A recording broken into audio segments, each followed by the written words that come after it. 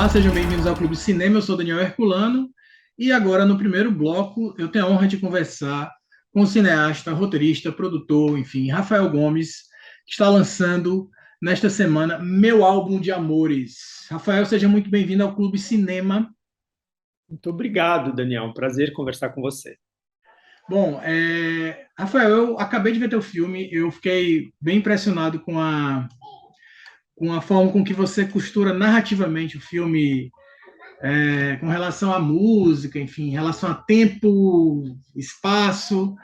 E eu queria que você falasse um pouco de onde veio essa ideia de fazer Meu Álbum de Amores, né? Como foi que surgiu esse roteiro, esse projeto?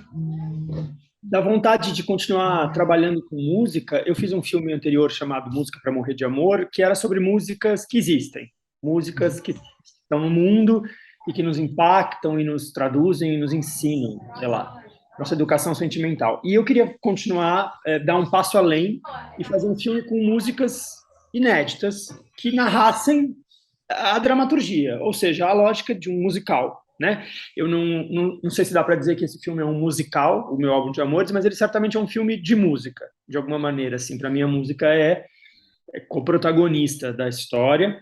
E então essa vontade de canções que fossem dramaturgizadas, quer dizer, que iluminassem a trama, ou dialogassem com ela, ou a complementassem, veio daí, primeiro. E aí, a partir disso, também a vontade de tal.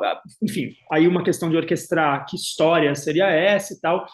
E aos poucos foi se moldando essa vontade desse tempo bipartido, assim, quer dizer, de que essas músicas fizessem alusão a um gênero específico, a um momento específico da música brasileira, que é os anos 70, o fim dos anos 70, esse movimento da música dita brega, um adjetivo que eu pessoalmente não gosto, porque ele acaba tendo uma conotação pejorativa, com a qual eu não concordo, mas uma música popular, assim, desses cantores românticos, extravasadamente românticos e sem medo da própria sentimentalidade. E aí o filme foi tomando a forma que tem. Foi mais ou menos por aí. Bom, Meu Álbum de Amores, né, que estreia no cinema agora, conta a vida de Júlio, né, um jovem dentista que é conservador, mas que após ser abandonado pela namorada, ele descobre que tem um irmão que ele não sabia e que ele é filho de um cantor de sucesso dos anos 70. E daí que vem essa questão forte da música do filme, né, que você acabou de abordar. E eu queria que você falasse exatamente isso, da porção musical do filme. Que honra ter Arnaldo Antunes musicando, né, fazendo músicas inéditas, enfim. Como é que você pode falar de como você chegou nisso, ou o projeto chegou nele, ou como você conseguiu trazer o Arnaldo Antunes para o teu projeto? Ronaldo Antunes, junto com o Odair José, quer dizer, a O gente Daí criou José essa. também, desculpa, Isso, também. imagina, não? É que essa parceria é inédita, eles nunca tinham. Eles se admiravam mutuamente, eu sei disso, mas nunca tinham composto juntos. E a gente criou, propiciou essa parceria. Eu tenho uma relação com o Arnaldo já antiga, profissional. Eu dirigi um clipe dele em 2009, que é 2 décadas atrás, pensando assim. E ele já tinha participado de um projeto que eu fazia de música na internet chamado Música de Bolso. E aí então ele já estava nessa ideia, na gênese desse projeto de fazer um filme com músicas originais, o Arnaldo já estava, porque eu achava que ele era, achava não, tinha certeza que ele era esse compositor extremamente narrativo nas coisas que escreve e intensamente poético. E o Arnaldo tinha, na ocasião, ele tinha acabado de fazer um disco, não tinha acabado, não. Mas ele tinha feito aquele disco Ye, Ye, Ye, que Sim. justamente foi o disco do qual eu dirigi uma das faixas, o clipe, que é um disco inteiro devotado a um estilo, né? Em homenagear, de alguma forma pagar tributo a um gênero, a um estilo da música brasileira. Então, quando criou-se essa ideia de criar um cantor fictício dos anos 70 que fez muito sucesso, o Arnaldo pareceu uma pessoa muito certeira para emular esse estilo. Só que aí a gente foi além e os produtores musicais, diretores musicais, o Marcos Preto e o Pupilo, sugeriram que a gente fosse não só com o Arnaldo, mas também com o próprio cara, com a própria essência da música daquele período, uma das pessoas, né, que representa isso, que é o Odair José, que está aí vivo, vivíssimo, cheio de energia criativa, impressionante, assim, o entusiasmo do Odair e a capacidade dele de criar e de colaborar e entusiasmo. Então, a gente foi por aí, assim, aí criou-se essa junção, essa união entre eles e essa parceria de cinco músicas inéditas que eles compuseram para a trama. Eu adorei particularmente a que encerra teu filme, muito, muito, muito legal. Arnaldo, para mim, é gênio e realmente é muito bom ter Arnaldo Antunes, digamos assim, na tela grande, né, no cinema, enfim. Eu queria que você falasse também, Rafael, sobre a questão do papel duplo, né, do Gabriel Leone. Ele acabou fazendo, digamos assim, ele e o pai dele, enfim, como foi transformar ele no momento como um cara super quadrado e de repente ele tá lá cantando, fazendo filme, aqueles filmes altamente kitsch, né? Enfim, ah, com as músicas, obviamente, no mesmo estilo que o filme pede, né? Que a trama pede. Queria que você falasse um pouco dessa dupla personalidade do Gabriel Leone no filme. O roteiro pedia, assim, de cara, um ator múltiplo, porque ele não só teria que cantar, né? O Gabriel, ele interpreta de fato todas as músicas que aparecem no filme, mas ele tem essa versatilidade de fazer papéis muito distintos e encarnar um cantor que está cantando, não é só canta, não é só a voz, ele está performando, ele está caracterizado, ele dança, ele teria que criar um gestual, uma presença, trabalhar um carisma daquele personagem. E o Gabriel, ele é extraordinário, na verdade, né? Ele é um ator muito, muito bom, assim, e não à toa tá aí tendo o reconhecimento que merece, fazendo trabalhos grandiosos cada vez mais. Então ele veio para o filme muito já repleto da musicalidade, porque o Gabriel é, além de tudo, um cara muito musical, não só porque ele canta muito bem e toca também, mas porque ele é uma enciclopédia de música. O Gabriel sabe tudo, ele conhece tudo, ouviu tudo, estudou tudo, é impressionante, muito mais do que eu, assim. Ele sabe sobre música brasileira e música estrangeira e tal. Então ele já tinha, digamos que assim, as ferramentas estavam todas lá, ele tinha isso dentro dele, sabe, para fazer o músico. E para fazer o papel do protagonista em si, que é o Júlio, o dentista, que é um cara todo mais, a gente fala conservador, no sentido não só, isso fica associado a um conservadorismo político, né? Não é só isso. O conservador é aquele cara que quer conservar, não quer mudança. Ele quer as coisas do jeito que ele construiu e pensou. E justamente esse personagem vai ter que destruir as paredes da sua vida para se abrir ao novo. Então também essa composição ali é muito para o Gabriel também digamos as ferramentas estavam todas dadas porque é um papel mais realista, mais focado no contemporâneo, no presente. E ele é um ator muito bom, é muito diferente dele o personagem, mas muito fácil para ele chegar ali. Então foi isso, assim, foi uma preparação de elenco e de ensaio, de só equalizar mesmo esses dois personagens e entender o que é um, o que é outro, fisicamente, né, psicologicamente, mas o Gabriel vem já com muita bagagem para fazer isso.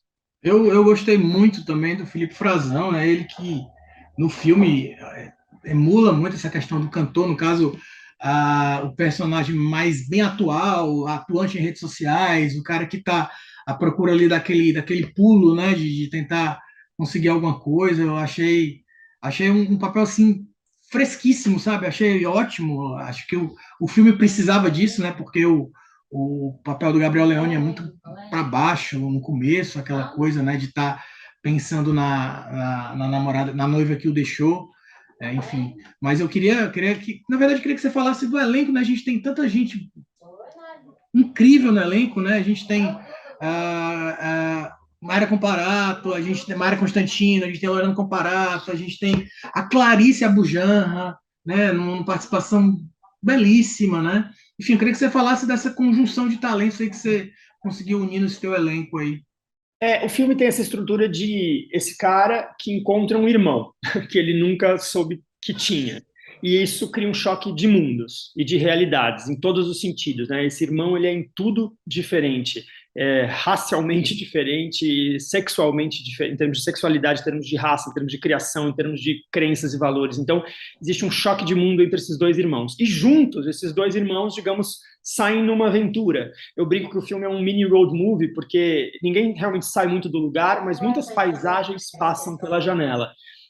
Ou pela própria experiência. Então, esses dois caras juntos, eles vão viver diversos encontros ao longo do filme, o que propicia justamente um grande número de participações especiais, quer dizer, papéis que se nascem, vivem e somem em uma sequência, né? Como o da Clarissa Bujanra, como o da Regina Braga, como o da Cleide Queiroz, como o da Lorena Comparato, como o da Bela Camero, e algumas pessoas que recorrem mais, tipo a Mayara Constantino ou a própria Maria Luísa Mendonça, e a Laila Garran, que tem participações um pouco maiores, mas que também são isso, assim, surgimentos que estão ali para levar cumprir um capítulo, né, naquela história, assim. Então, isso, de cara, a estrutura do filme fala, pô, é um filme muito propício a essas participações especiais.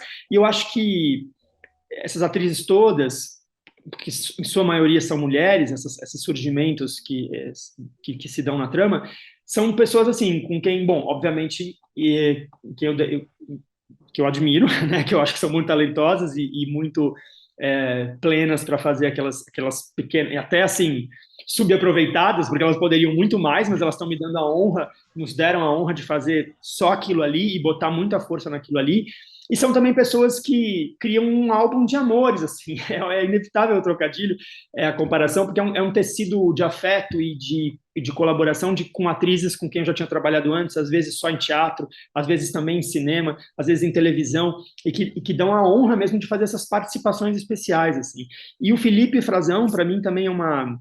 Eu não vou dizer que ele é uma revelação no filme, porque eu entendo que ele seja, porque pouca gente o conhece, mas para mim ele não é uma revelação no filme, ele é uma efetivação no filme, porque eu sei exatamente do que o Felipe é capaz e desse carisma vulcânico que ele tem, essa capacidade também de ser triste, trágico e engraçado e essa oxigenação mesmo, como você falou, ele chega para chacoalhar a história, chacoalhar o protagonista, e eu reescrevi o roteiro para o Felipe. O papel originalmente era de uma irmã, era uma mulher, e eu conheci o Felipe no trabalho anterior que eu fiz, o filme que eu fiz antes, e que ele também fazia uma participaçãozinha, e eu pensei, esse cara merece um filme só para ele, de alguma maneira.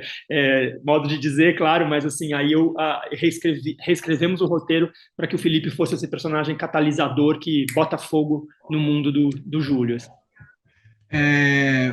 Rafael, eu queria que você falasse também um pouco sobre a tua carreira mesmo, né? Do caminho que você percorreu até chegar no Meu Álbum de Amores, que estreia agora no cinema. Você está por trás de Tapa na Pantera, né? Que foi uma grande comédia na internet, enfim, gerou uma série de questões. Mas também você é um roteirista, né? Você tem outro filme estreando nesse final de semana, que inclusive a gente vai conversar aqui com o Vilaça daqui a pouco, que é o 45 do segundo tempo. Enfim, queria que você falasse um pouco dos seus outros trabalhos, né? Além disso, que você assina também o roteiro. Desde que eu me formei em cinema, então assim, quando decidi o que eu queria fazer da vida, era audiovisual, era, enfim, ser um cineasta. Sempre acho estranha essa definição, mas é aquela que você preenche quando pergunta ali profissão na ficha. Mas eu costurei uma carreira, uma trajetória assim dupla entre o teatro e o cinema, né? Isso foi acontecendo. E o próprio cinema, quando eu falo cinema, eu estou falando de audiovisual.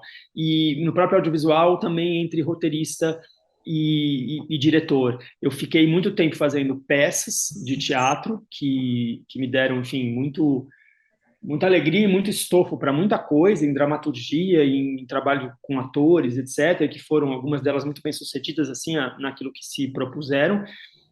O próprio Tapa na Pantera é curioso porque é fora da curva em tudo, assim, porque ele foi um vídeo que fez sucesso na internet, mas ele era um curta-metragem num tempo em que a internet estava começando a existir, porque era o primeiro ano do YouTube no Brasil, uma coisa toda muito doida de um contexto da época, mas ele é um encontro de cinema com teatro, porque a Maria Alice Vergueiro, que é a atriz que faz o Tapa na Pantera, é uma atriz de teatro, sempre foi, ela é conhecida no teatro, ela é uma atriz cult, Enfim, eu acho que isso quase que batiza uma trajetória que eu tive entre essas duas formas, essas duas linguagens, assim.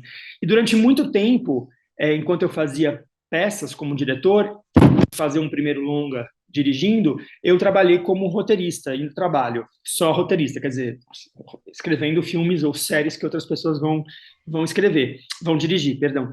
E a maior parte dos meus trabalhos como roteirista foi numa parceria com o Luiz Vilaça, que começou numa série chamada Três Terezas, que a gente fez também em 2014, quando o mundo das séries era só mato, tinha pouquíssimas, e depois a gente fez outra série junto. Eu escrevi um filme que o Luiz dirigiu antes desse, que chama De Onde Eu Te Vejo, e aí colaborei no roteiro desse filme novo, 45 do Segundo Tempo, que a gente filmou no mesmo ano. Ele filmou 45 do Segundo Tempo em 2018, no primeiro semestre. Eu filmei o meu álbum de amores também nesse ano.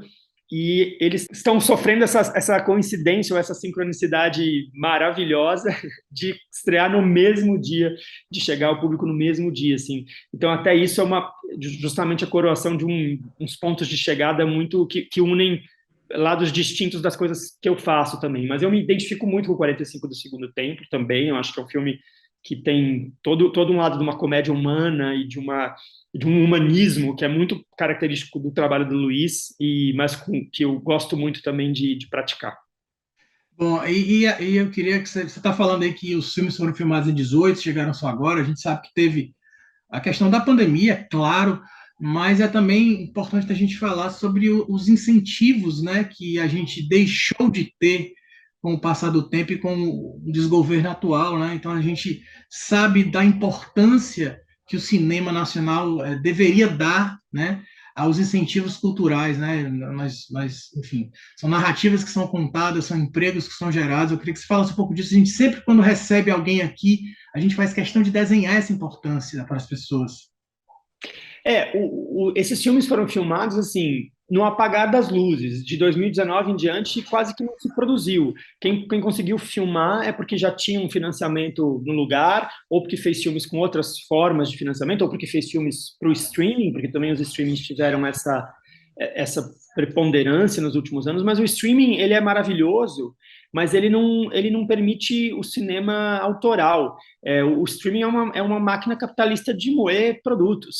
Ele está ali para vender, é uma pastelaria. E o pastel pode ser saborosíssimo, mas é disso que se trata, uma produção industrial. O cinema de autor, e quando a gente fala de autor, eu não estou falando de filme fechado, hermético, olhando para o próprio umbigo, estou falando de um filme em que cabeças criativas trabalham juntas para criar aquilo que desejam criar. E isso pode dar mais certo, pode dar mais errado, pode atingir mais gente ou menos gente, mas é o próprio tecido que constitui a cultura de uma nação, né? É o nosso reflexo, é o nosso espelho, é a identidade brasileira no cinema, assim. Isso do ponto de vista cultural. E do ponto de vista concreto, assim, objetivo, é o que se chama de economia criativa, né? É muito além de artistas pegando a Lei Rouanet, que as pessoas nem sabem, as pessoas que criticam nem sabem como funciona, porque é a coisa mais neoliberal que existe, a Lei Rouanet, mas enfim, pegando dinheiro de governo para embolsar. Muito pelo contrário, é uma indústria criativa, uma economia criativa que emprega milhões de pessoas e que devolve e muito mais vezes do que pega, né, para a sociedade em termos de empregabilidade, de uma cadeia muito ampla e impostos. Estima-se que um filme, um longa-metragem, direta e indiretamente, gere mais de 1.500 empregos na cadeia inteira, né? E tudo que ele vai propiciando em termos de a pessoa que fabrica o prego que vai na madeira do cenário, até as pessoas que efetivamente estão trabalhando no filme e as que trabalham na comercialização do filme, no cinema, na bilheteria, no bombonière, tudo isso. Então, isso só é movido, essa engrenagem só se move porque existem os filmes, as obras, os produtos, se quisermos chamar assim, mas, enfim, essa essência da economia criativa que são as obras criativas, sejam elas as peças, as exposições, os filmes. Então, assim, agora a Ancine está voltando a se reconstituir, voltando a operar suas políticas de incentivo, eu espero que isso continue. O cinema ele é autofinanciado, né? O dinheiro que financia o Fundo Historial do Audiovisual é um um imposto setorial, ele é pago a partir da produção, então ninguém está tirando dinheiro da saúde nem da educação para fazer filme. Esse filme é o Álbum de Amores, assim como 45 do Segundo Tempo, assim como o filme que eu fiz antes, o Música para Morrer de Amor, só pôde existir porque existem políticas de financiamento públicas para o cinema brasileiro. Putz, Rafael, muito obrigado. Isso é extremamente importante da gente debater e divulgar, né? Desenhar mesmo, para que as pessoas tentem entender, né? Mesmo que elas não queiram. Mas eu venho aqui te parabenizar pelo filme, meu Álbum de Amores, que estreia, está em cartaz nos cinemas, tá? Depois da nossa conversa aqui, antes do segundo bloco, a gente vai colocar o trailer para rolar. E eu quero te agradecer e te parabenizar mais uma vez. Muito obrigado pela conversa, muito obrigado e parabéns pelo filme. Daniel, eu que te agradeço, foi um prazer, uma honra conversar com você, pena que é tão rapidinho, mas é isso aí, ainda bem que esse programa ainda se completa com o Luiz Vilaça, que vai ser o fechamento perfeito. Valeu. Muito obrigado, viu? Muito obrigado, boa sorte nesse e nos próximos. Muito obrigado, cara, valeu. Você está na TVC, esse é o Clube Cinema, a gente volta já. Toda história de amor é um acidente, lindo, terrível, às vezes feliz. Você é a mulher da minha vida. Você não vai terminar comigo assim. Sua vida é definida por mim. Júlio Tavares. Quem é você? Meu nome é Felipe, eu sou seu irmão. Você, assim como eu, é filho do Odilon Ricardo. É que você não faz a menor ideia de quem é o Odilon Ricardo, né? É um dos maiores cantores populares do Brasil. O tempo perdido, caminhando à margem de um deserto. Ele deixou um testamento com o nosso nome, tem uma casa. Meu pai. O que que tem o seu pai? Mas a única coisa assim que eu faço questão realmente é que as minhas cinzas fiquem com o amor da minha vida. Você demorou, irmão. Odilon. A gente vai ter que achar o amor da vida dele. Talvez ele tenha sido o grande amor da minha vida. Você era o amor da vida dele? Antes fosse. Muito louco como gostar da mesma música aproxima duas pessoas muito rápido, assim, como se fosse tipo um atalho pro coração. Cada vez que olho, arrasa minha razão. Bonito isso do amor da nossa vida poder durar 5 minutos. Toda história de amor é um acidente. Que sorte que umas coisas que a gente não quer simplesmente acontecem, né? É o amor da minha vida que chegou no pedaço.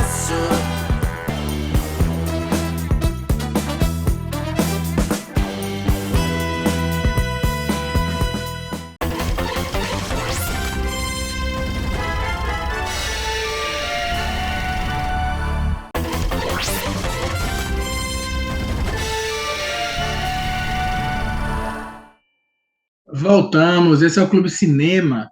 E como você sabe, o Clube Cinema aqui na TVC tem um apoio cultural do Clube Box. Clube Box, essa caixinha mágica, cheia de cultura que vem com camiseta, filme, livro e uma série de outros itens cinematográficos. Essa caixinha aqui, ó, quero deixar meu grande agradecimento a quem faz essa caixinha aqui fisicamente, que é o pessoal do Valentim Embalagens, Dona Vânia, a caixinha aqui bem bonitinha do Clube Box. O Clube Box é uma empresa legitimamente cearense e está no mercado há 6 anos.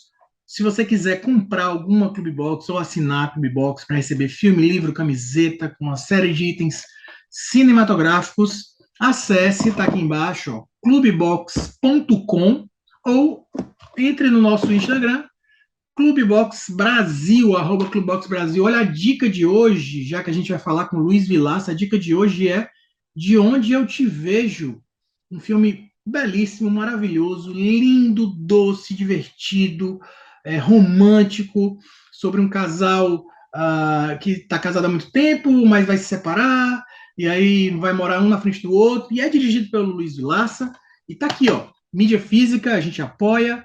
E a nossa dica de hoje é esse aqui, ó, De Onde Eu Te Vejo.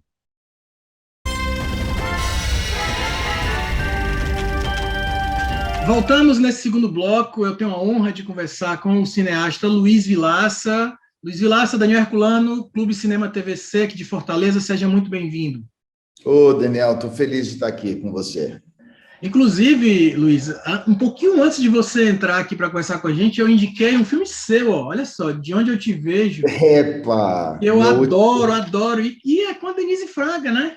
Que também está no 45 do segundo tempo, claro. Com Denise e com o querido Domingos Montanha, grande amigo.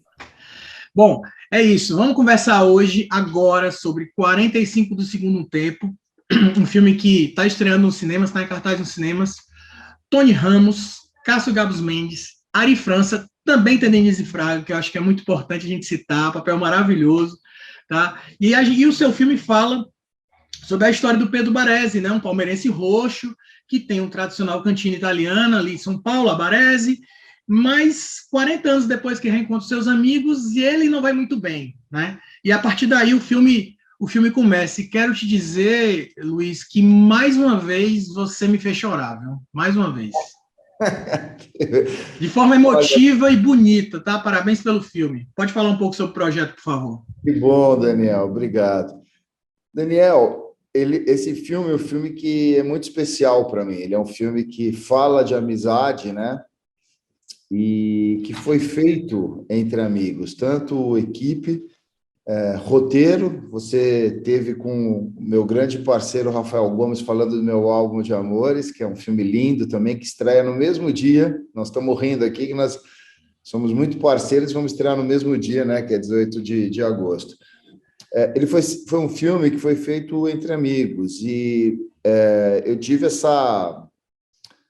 Cara, foi um presente mesmo, sabe? Fazer esse filme, porque você sabe, se você assistiu De Onde Vejo, você sabe o caminho que eu gosto, né? Eu gosto desse tipo de filme, né? Dessa comédia que te envolve, que se relaciona com você, mas que quando você vê, está escorrendo uma lagrimazinha aqui, né? Porque eu acho que as grandes comédias são tristes, na verdade, né? São histórias tristes. O Chaplin já falava isso até. E então esse filme é um filme que, assim, ele tem uma coisa muito próxima a mim. Eu acho que ele chega num momento importante, é um momento que eu acho que a gente está precisando, dentro de toda a tragédia que nós estamos vivendo pós, né, essa pandemia, guerra. E então ele é um filme que ele chega num momento que eu acho que é muito importante, que é um momento que a gente está precisando se olhar, está precisando se abraçar, está precisando conversar. Teve um colega seu que assistiu o meu filme semana passada e fez um elogio para mim maravilhoso. Ele falou: a hora que acabou o filme, eu tive vontade, a primeira coisa a fazer era ligar para um amigo. E eu acho que o filme tem isso. O filme tem uma coisa assim, ele conta, né? Então, agora, voltando ao filme, ele conta a história de 3 amigos, né? 3 caras que se conheceram na escola, mas que cada um tomou a sua vida. E 40 anos depois, eles se reencontram para reconstituir uma foto que eles tinham feito quando crianças. O que eu acho bonito do filme é que, assim, ele fala um pouquinho dessa coisa quando você é jovem ou quando você é criança, a idealização que você faz da vida, né? O que você imagina que você vai ser, o que você vai fazer. E o filme trata desse reencontro e dessa discussão, o que fizemos, né? O que nos tornamos, né? E tem uma coisa que é muito comum também, que, assim, né? São 3 homens que se encontram. E o homem fala pouco, né, Daniel? O homem, hoje eu acabei de almoçar mais uma vez, acabei de almoçar com 3 mulheres, 2 que eu tinha conhecido na hora, e quando eu vi, elas estavam falando de menopausa, de reposição hormonal, e o homem não fala, né? O homem fala muito pouco. E esses 3 se encontram, e um deles está mais frágil, que é o personagem do Tony Ramos, que faz lindamente, eu acho, né? Esse cara, esse loser, né? Esse cara que tem uma cantina, que a cantina não está bem, a vida... Tem um momento que ele fala assim: eu não pedi para nascer, e está sendo foda segurar essa onda aqui de como tocar a vida, né? E ele é um momento em que ele começa a se abrir, os outros 2 começam. E daí a gente começa a ter um filme de uma relação muito bonita desse encontro, das idealizações, das coisas que aconteceram, das coisas que não, mas com o que podemos fazer, né? Qual que é o projeto, né? Onde que a gente vai buscar a vida, né? Onde que a gente vai buscar e aproveitar esse reencontro. Então, é um filme que, para mim, é um filme muito pessoal meu, que fala de coisas muito próximas a mim, mas eu estou feliz, Daniel, porque, assim, a gente está tendo algumas exibições e eu vejo que o filme se relaciona com o público, se comunica, as pessoas realmente se divertem, dão as risadas, tem o choro, e eu fico muito feliz de saber que elas saem do cinema querendo ligar para um amigo e, de repente, comer uma pizza, tomar uma cerveja, se abrir e falar, e a gente discutir como a gente acredita que a sociedade deve ser, né? Então, é um filme nesse sentido político de, né, vamos quebrar isso aí, que não é possível que a gente esteja vivendo o que a gente está vivendo, e vamos nos reunir, vamos celebrar, vamos nos encontrar. Tudo com temas que eu acho que são, né, essa é a história básica do filme, mas ele se aprofunda em questões que eu acho que são muito importantes também, né, que é a questão da fé, a questão da homofobia, né, a questão de uma relação, de um casamento já duradouro que está em crise, né, a questão de você ter que vender o almoço para pagar o jantar. Então, são várias... tem vários assuntos do filme que o filme vai permeando, que eu acho que são muito importantes para a gente poder discutir, e eu acredito muito na comunicação do filme para que ele te leve a emoções e pensamentos e que você reflita depois do filme. Não, é um filme que causa muitas emoções, não tenho dúvida. O que você faz com o personagem do Ari França é brincadeira, viu? O que ele tem que passar, o que ele tem que sentir, enfim. E fazer com que os três voltem também a ser crianças, né? Tem a questão das lembranças, o flashback também é muito emotivo. Realmente, eu Tem achei uma coisa, Daniel, vou te contar uma coisa de bastidores que você está falando. Por favor. Que eu acho muito legal, que foi o seguinte... Eu realmente convidei, assim, o filme já foi escrito para o Tony, eu falei, achei uma história aqui, vou desenvolvi, ele falou, vamos embora, e eu escrevi para o Tony. Porque eu tinha encontrado o Tony numa série que eu fiz para a Rede Globo, para a TV Globo, que chamava A Mulher do Prefeito, uma série que teve um caminho super bacana.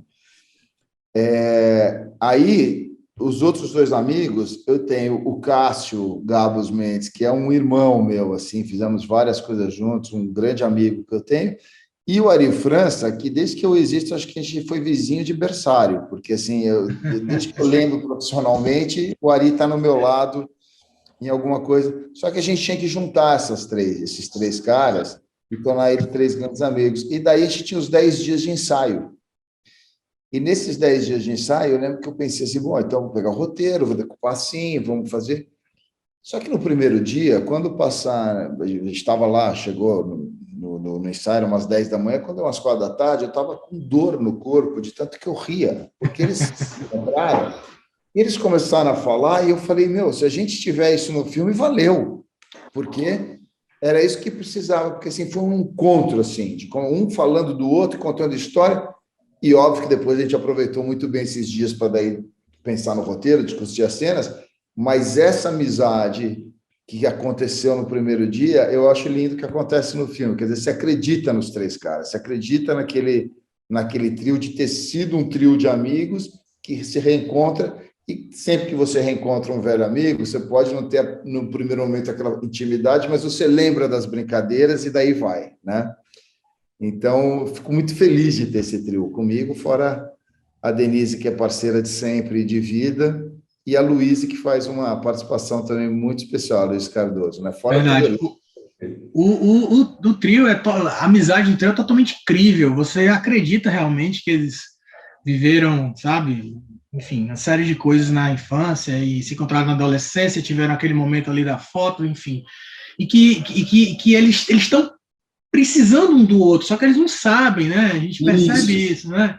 E é muito bom ver o Tony Ramos, por exemplo, com todo respeito ao trabalho que ele fez, os blockbusters antes, né? Se Fosse Você, enfim, mas é muito diferente ver ele totalmente desnudo e entregue a um personagem que a gente não vê o Tony Ramos, a gente vê o personagem, isso é muito importante, porque o Tony Ramos é muito icônico, né? Então, é muito bom ver realmente isso na tela, sabe? E eu com toda a força que eu puder, eu vou recomendar esse filme demais, porque ele merece exatamente isso, que passe de amigo para amigo, que seja muito bem visto, enfim. E eu queria que você falasse também, você é palmeirense, Luiz? Eu sou palmeirense. Eu já sofri muito na vida, agora estou num momento de paz. Apesar que ontem quase morremos, né, assistindo o jogo lá, que foi uma loucura, Palmeiras e Atlético. Pois é, não, mas eu ia falar exatamente isso, que também no final a gente não vou dizer exatamente o final, que a gente não precisa falar isso, né? Mas num determinado ponto do filme em relação ao Palmeiras, ao jogo, enfim, que ele vai acompanhando, também você percebe aquela paixão que ele tem pelo time, sabe? Isso é muito bom. Então, assim, também eu acho que é mérito do roteiro também, obviamente, e de como você dirige. Eu queria muito parabenizar isso você.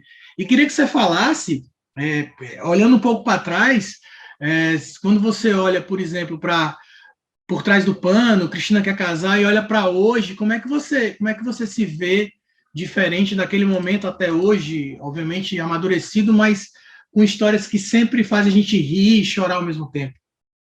Contador de histórias, que eu adoro também. As histórias também. Daniel, eu acho que assim, até muito próximo do filme, né? Quando a gente olha um pouquinho para trás e vê o que a gente fez, né? Como o que foi possível fazer. Eu acho que assim a minha carreira cinematográfica ela tem uma linha, ela tem um critério, ela tem uma busca, e a busca é a busca do humano, cara, é a busca das relações. Eu acredito nisso, acredito que é por aí que a gente vai caminhar pela vida. Então, eu acredito nisso, acredito muito, fortemente. E eu sempre fui um apaixonado por essas comédias, se é que podem ser chamadas de comédias, mas essas comédias como que falam das coisas mais simples da nossa vida, né, com muita profundidade, né? Eu sou apaixonado por Billy Wilder, por Mike Lee, né? São caras que têm uma capacidade de pegar o simples, né, e fazer com que a gente perceba coisas tão importantes na nossa vida. Então, essa foi sempre a minha busca. Eu acho que a gente, olhando para trás, você me perguntou Por Trás do Pano, o Festival de Gramado agora tem um museu do Festival de Gramado, e a gente ganhou um prêmio lá, 2 prêmios, quando Por Trás do Pano, e daí nos convidaram para fazer uma live sobre Por Trás do Pano, eu, Denise e Luiz Melo, que era um dos atores, né, que era o protagonista do filme. E a gente começou a falar, e a gente começou a lembrar das coisas. Eu te digo que eu me senti quase que aquele jogador da Copa de 70, lembrando do jogo, como que a gente cruzou e cabeceou, mas a gente ria muito, porque a gente ia lembrando, e daí eu comecei a lembrar de tudo aquilo que se imaginou na época, né? Como foi feito, como que aconteceu o filme. Então, eu acho bonito que o tempo passou, a maturidade veio, mas assim, sempre com um compromisso muito forte com o meu ofício, cara. Eu respeito muito o que eu faço, o que eu acredito, e acredito muito na comunicação que um filme pode ter. Então, eu acho que foi isso. O 45 é resultado mesmo de uma carreira, é resultado da minha carreira também na TV, né? Em séries como No Retrato Falado, como Três Terezas, o Copas de Mel. Então, assim, eu olho para trás, eu vejo um caminho que eu respeitei, assim, eu respeitei meu ofício, eu acredito. Não só respeitou, como fez poucos, mas filmes muito marcantes. Tá? Quero te parabenizar, é realmente uma honra estar conversando contigo. E, mais uma vez, né, falar um pouco aqui da estreia do 45 do Segundo Tempo, já que a gente está finalizando a conversa. 45 do Segundo Tempo, né, com Tony Ramos, Cássio Gabos Mendes, Ari França, Denise Fraga, estreia nos cinemas, em cartaz dos cinemas, confira, o cinema nacional é muito importante. E, Luiz, para finalizar, eu queria que você falasse um pouco da importância também que a gente tem do financiamento, né, dos incentivos culturais que, infelizmente, nós não temos mais. É muito importante em relação à cultura, mas eu acho que a cultura se estende a todas as outras áreas tão importantes quanto como educação, saúde, né, segurança, trabalho, né?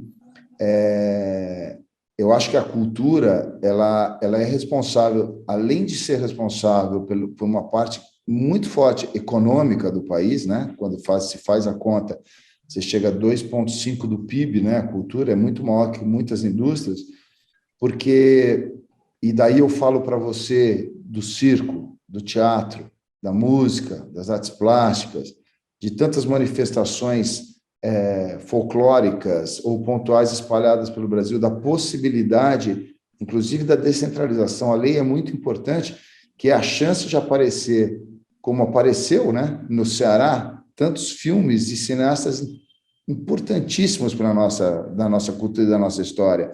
Recife, Porto Alegre, Rio Grande do Sul, Paraná, quer dizer, começou a se espalhar. Hoje você tem autores muito interessantes e um trabalho muito interessante em Belém, no Centro-Oeste, né? Isso, interior do Nordeste, não só nas capitais, quer dizer, isso é muito importante. Minas Gerais bombando com o cinema também.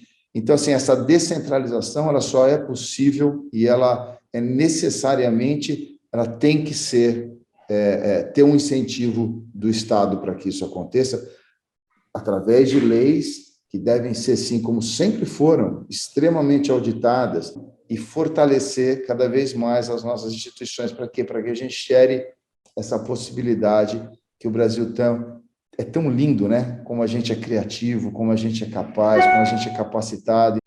E queria só te falar mais uma coisinha, que assim, eu fico muito feliz de saber que eu estou no dia 18 de agosto, entrando com 45 do segundo tempo. Meu amigo Rafael Gomes, com meu álbum de amores, também entrando, um filme lindo. Minha amiga Laís Bodansky, que vem com A Viagem de Pedro, dia 1º de setembro, outro filme super importante. Com certeza com a Denise Fraga, não tenho nem dúvida disso. Com certeza, minha atriz preferida, isso não tem jeito, não vou esconder. Luiz, muito obrigado, um prazer falar contigo. Agora a gente termina o Clube Cinema com o trailer de 45 do segundo tempo. Valeu! Obrigado, Daniel, valeu!